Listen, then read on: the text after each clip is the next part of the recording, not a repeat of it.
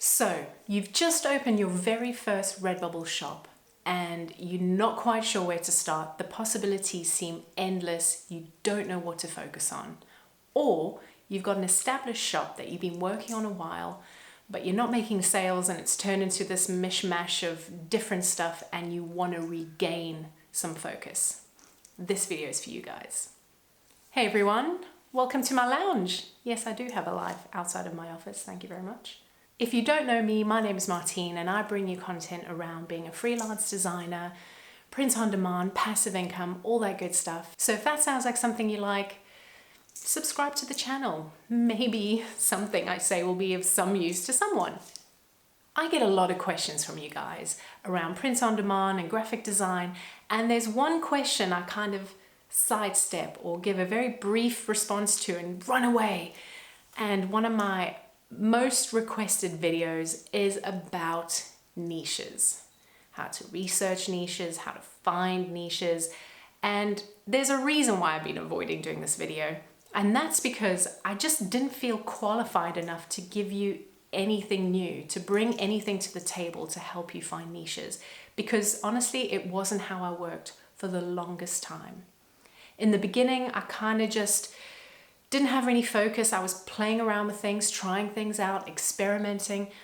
And what I found I was doing slowly over time, I'd refined myself and my shop into 4 or 5 niches. Now, this shouldn't have taken me 2 years.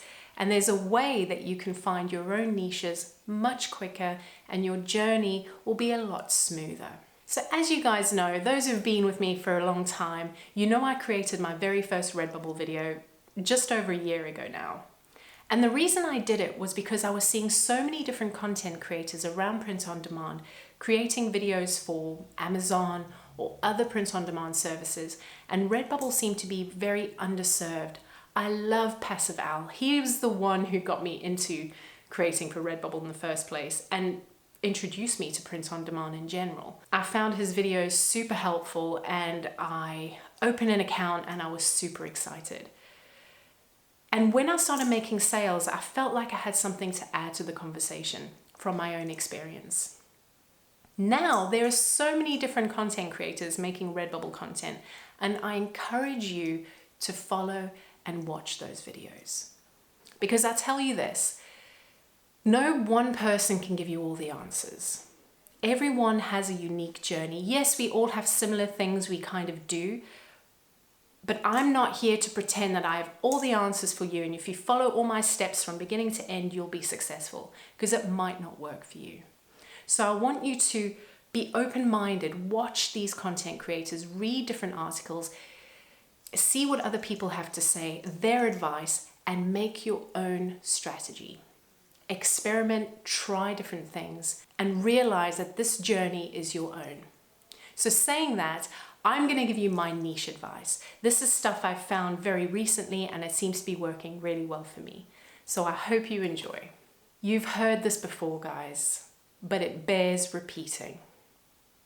The main thing you need to focus on when finding a niche is stuff that you're interested in to balance passion with profits.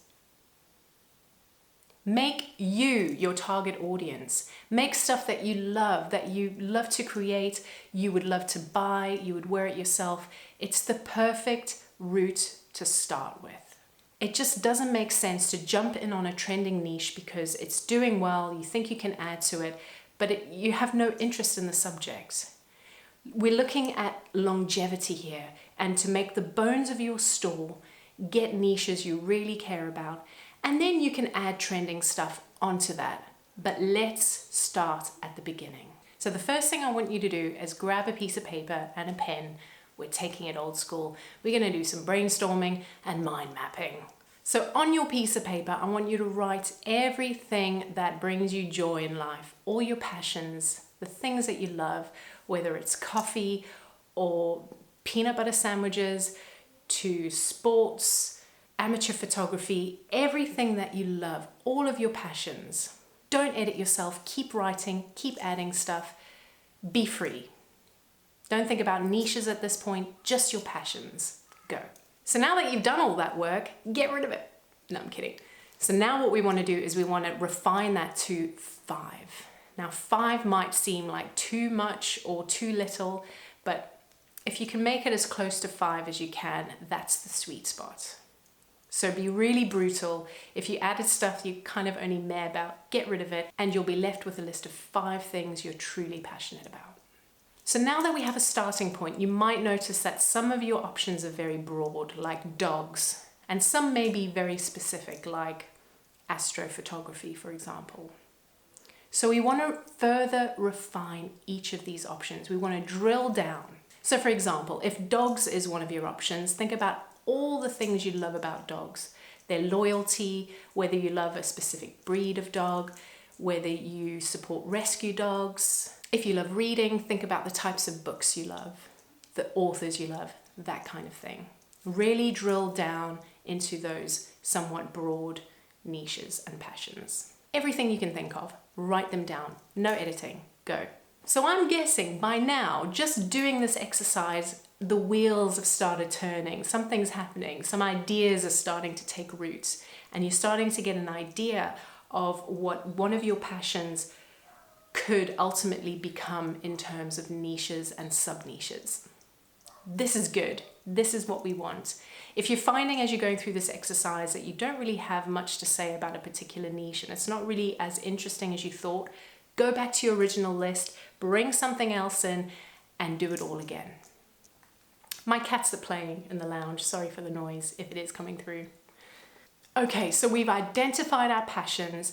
We've thought of loads of specific sub-niches that those passions could encompass. Now we need to see if there's any potential in these niches. So there's a bit of a slog now. We need to go into Redbubble and search the keywords. It's a good idea to have a look at other print-on-demand platforms as well, just to see what people are creating, how many results you're getting for these keywords, and see if you have any potential for these niches and sub-niches. So when I'm researching a possible niche, I'm looking at stuff that has below 1,000 results. Really, the sweet spot is under 500.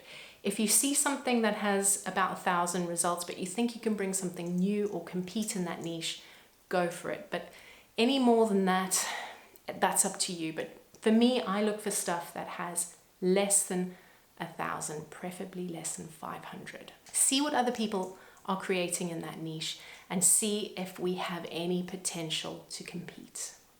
This is going to take time. You're going to need to check all your keywords. Sometimes you'll need to refine even further, drill down even further, and see if it has legs. If it doesn't, you might think about going back to the drawing board, bringing another interest in, and starting the process again. This is all about exploration, and it should be exciting.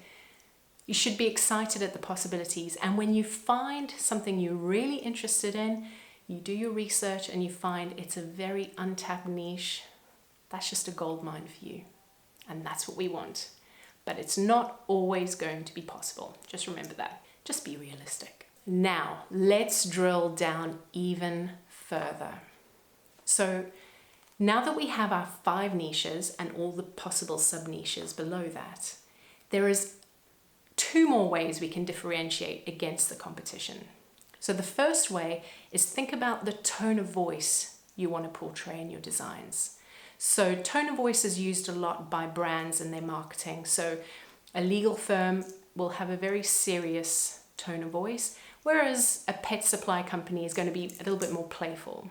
Think about how you want to portray your designs. Do you want to have a sarcastic edge, do puns and jokes, be playful, be serious? The tone of voice can truly differentiate between other designs in your niche. But that's not all. Another consideration to truly differentiate yourself is your art style.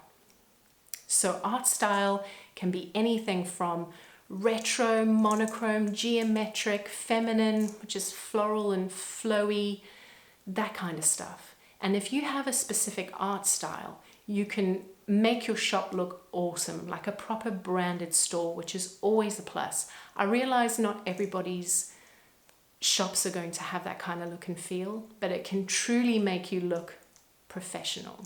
So let's use this as an example. Let's use the rescue dogs niche with playful and retro. Using combinations of those three gives us a unique sub-niche again. So let me use this as an example. If we take our 5 passions, our 5 top-level niches, forget all the sub-niches we found underneath. We have an option of 5 different tones of voice. Obviously there's more, we're just going to use 5.